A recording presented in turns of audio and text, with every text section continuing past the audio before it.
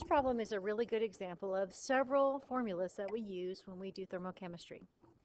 To start with, we need to notice that the delta H is the heat of formation, not the heat for the whole reaction of just the ClF3. So the delta H and the delta G both are just the heat of formations of the ClF3. So we need to make sure that we keep that in mind. So for A, it says calculate the value of the equilibrium constant. So I know that I can determine delta G, so I'm going to use the Ratlink formula. Delta G is equal to minus R T natural log of the equilibrium constant.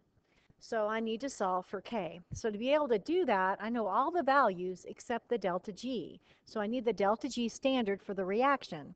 So I'm going to work that out first. So to find the delta G, I know that delta G for the reaction is going to equal the delta G added up. So the sum of the delta G for the products minus the sum of the delta G for the reactants.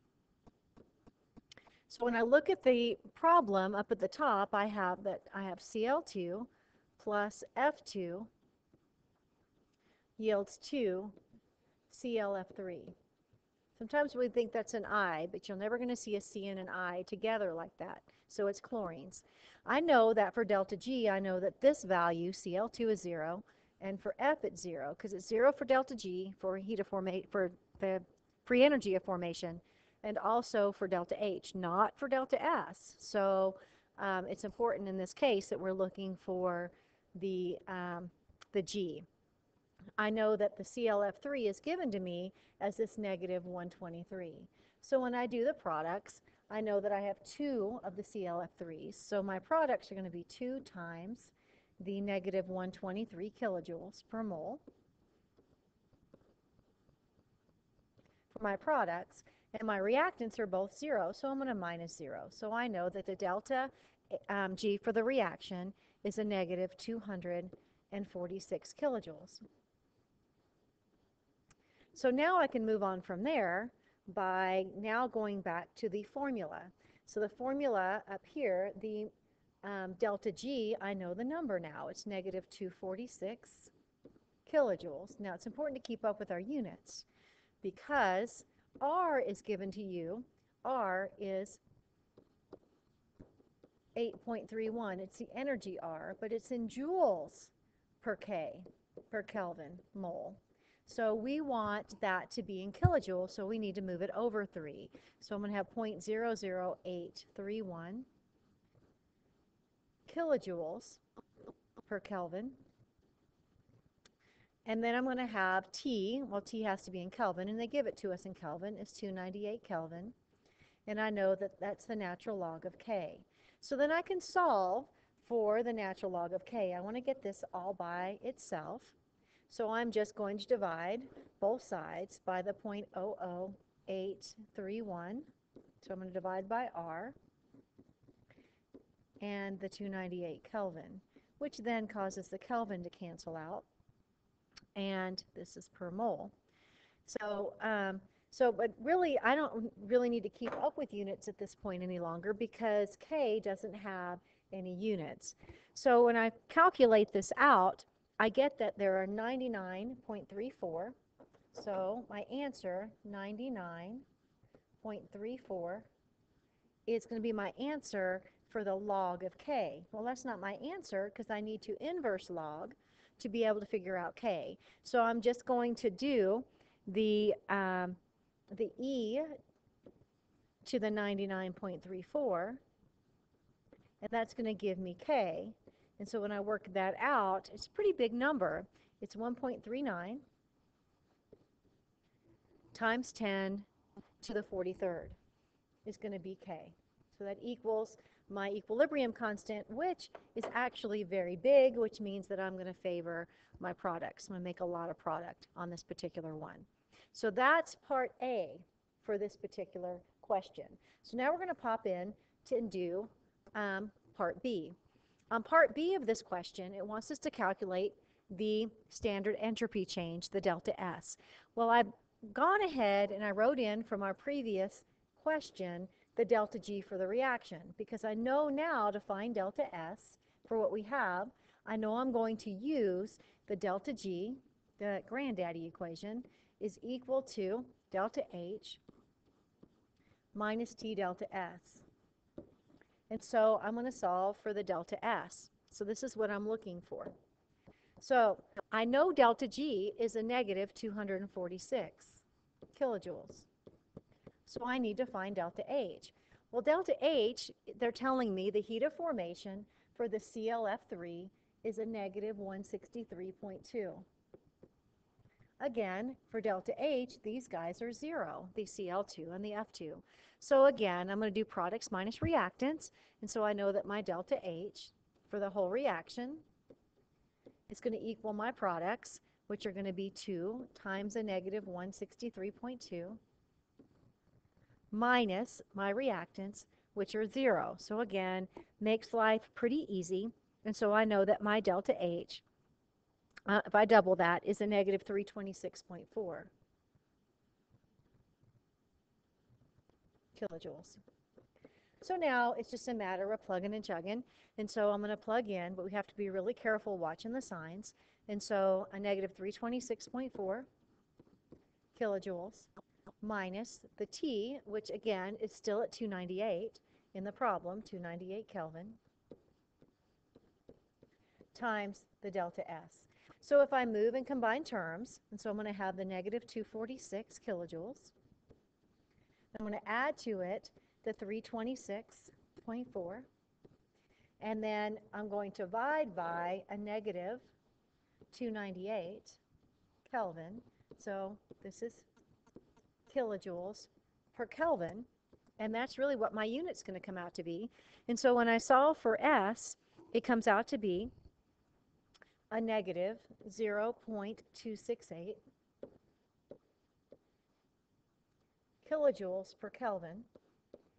But customarily, S is usually measured in joules, so I'm going to move the decimal over, so it's actually a negative 268 joules per Kelvin. So that's going to equal delta S. So that gives us question B. So now, kind of keeping everything intact here, we're going to look at question C. So in question C, it's asking us if we produced a liquid rather than a gas, how would that affect S? So if we look, we can see that we are actually going down, and we ended up with a negative 268. So we know that we're going down in entropy. And if it was a gas, if it's a liquid instead of a gas, well, we're still, that really is getting a lot more orderly. So the negative is going to stay the same. So our sign would remain negative.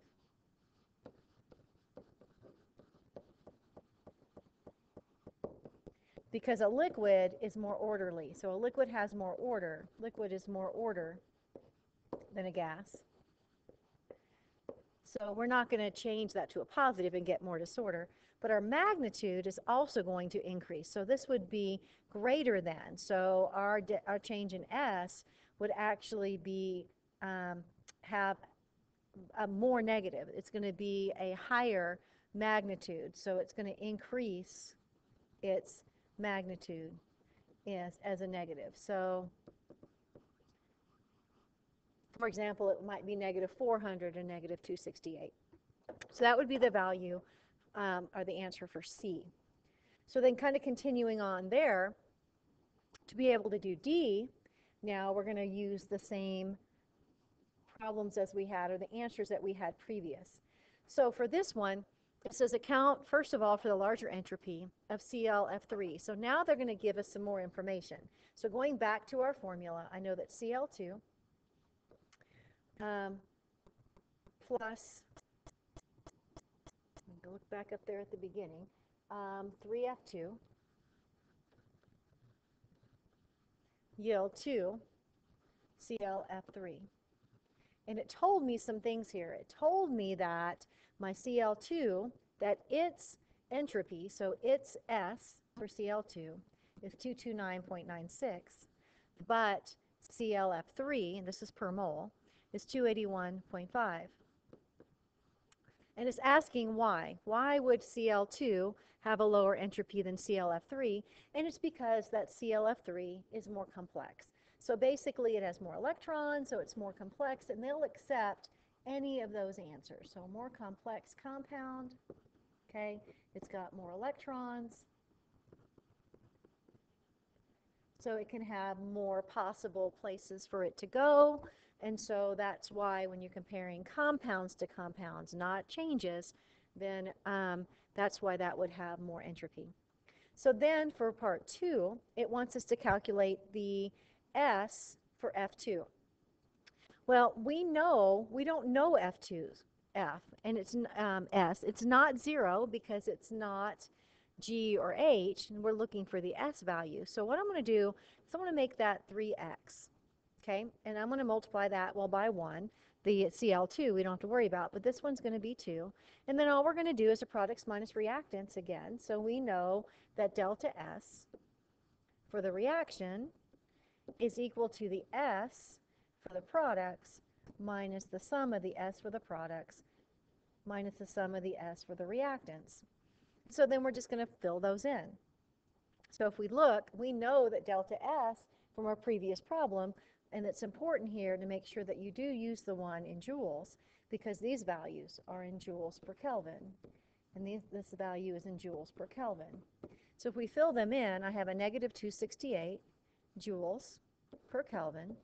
That's the answer. It's going to equal my products. So my products are 2 times 281.5. And again, keep up with the units, joules per Kelvin, minus the 222.96 joules per Kelvin plus 3x. So all that's going to be subtracted from the products. Well, when I work out the products, I end up getting that that's going to be a 563. So that's pretty much what this value is if you round it.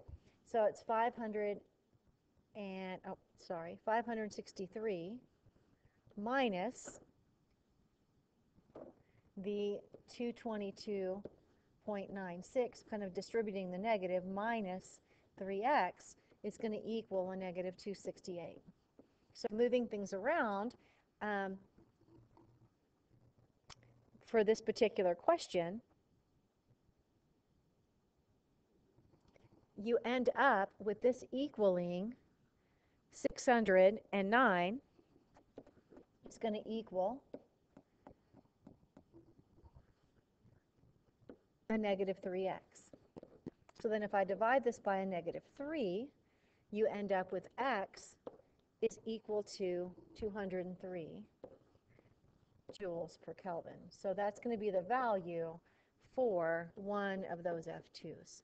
So that's the final answer for all these guys. So I'm hoping that this was helpful.